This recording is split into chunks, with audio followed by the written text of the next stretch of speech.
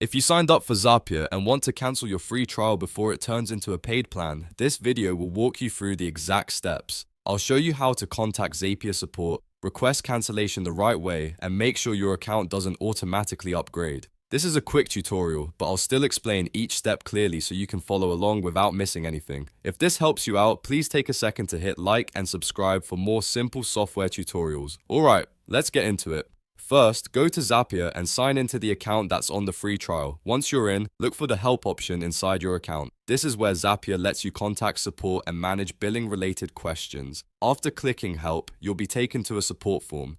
In the subject line, type something clear like, request to cancel my Zapier free trial. Using a direct subject helps support understand what you need right away.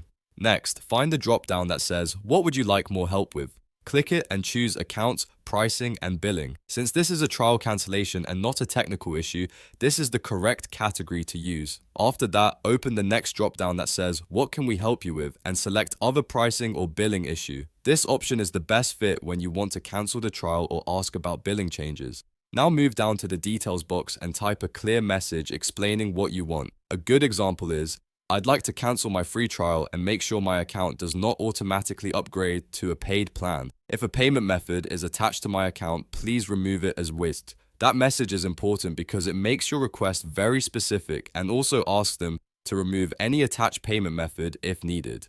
Once everything looks correct, double check your subject, your category selections, and your message. Then click send to submit the request. After you send it, keep an eye on your email for a response from Zapier support.